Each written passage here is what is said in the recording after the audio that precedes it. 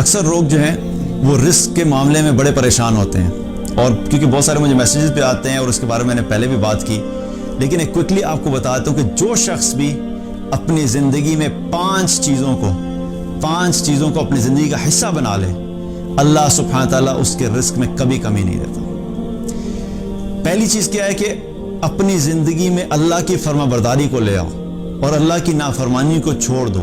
جو شخص اللہ کا فرما بردار بن جائے گا، اللہ کی نافرمانی کو چھوڑ دے گا، اللہ سبحانہ تعالیٰ کی طرف سے وعدہ ہے کہ اللہ تعالیٰ ایسے شخص کو رزق ایسی جگہ سے دے گا جہاں سے وہ سوچ بھی نہیں سکتا۔ وَمَن يَتَّقِ اللَّهَ يَجْعَل لَّهُ مَخْرَجًا وَيَرْزُقْهُ مِنْ حَيْثُ لَا يَحْتَسِبُ۔ اللہ کا وعدہ کیا ہے کہ جو بھی تقوی اختیار کرے گا، اللہ سے ڈرے گا، اللہ کی فرما برداری کرے گا، اللہ کی نافرمانی چھوڑ دے گا، تو اللہ سبحانہ تعالیٰ اس کے لیے ہر مشکل سے نکلنے کا راستہ بنا دے گا، اور رزق اس کو ایسی جگہ سے دے گا جہاں سے وہ سوچ بھی نہیں سکتا۔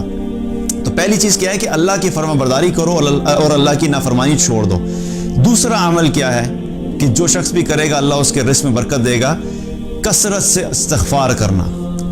استغفار کرنا، اپنے گناہوں پہ توبہ کرنا، نادم ہونا، استغفار کرنا۔ جو شخص بھی یہ کرے گا اللہ سبحانہ تعالیٰ اس کے مال کو بڑھا دے گا۔ اللہ تعالیٰ نے قرآن میں فرمایا فَقُلْتُ اسْتَغْفِرُوا رَبَّكُمْ إِنَّهُ كَانَ غَفَّارًا يُرْسِلِ السَّمَاءَ عَلَيْكُمْ مِدْرَارًا وَيُمْدِدْكُمْ بِأَمْوَالٍ وَبَنِينَ۔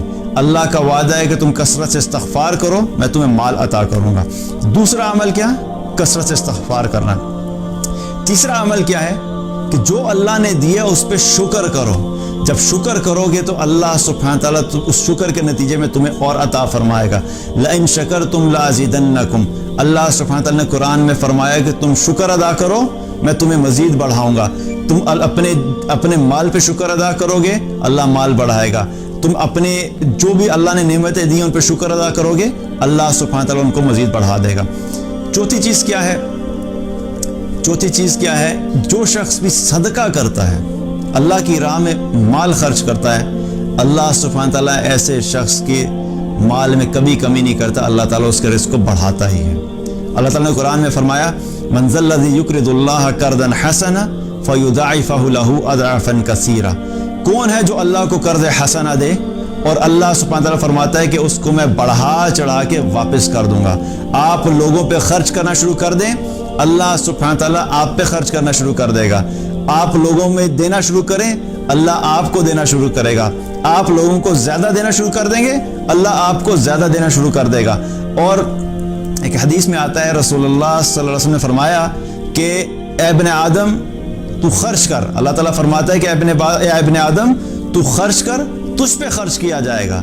اتنی زبردست بات بتا دی کہ ہم جب لوگوں پہ خرچ کریں گے تو اللہ کا وعدہ ہے کہ اللہ ہم پہ خرچ کرے گا۔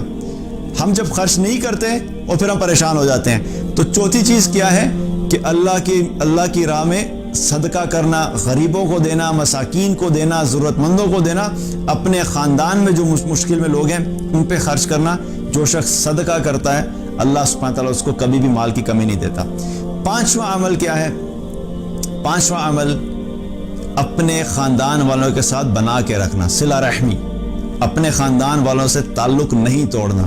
کیونکہ حدیث میں آتا ہے نبی صلی اللہ علیہ وسلم نے فرمایا جو شخص یہ چاہتا ہے کہ اللہ اس کی زندگی میں، اس کی جان میں، اس کی عمر کو بڑھا دے اور اس کے مال کو بڑھا دے، تو اسے چاہیے کہ وہ صلہ رحمی کرے۔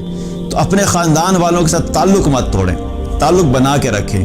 جو شخص بھی یہ 5 اعمال کرے گا اللہ سبحانہ تعالیٰ کبھی اس شخص کو رزق میں کمی نہیں دے گا اور اس کے رزق میں ہمیشہ برکت ہوگی۔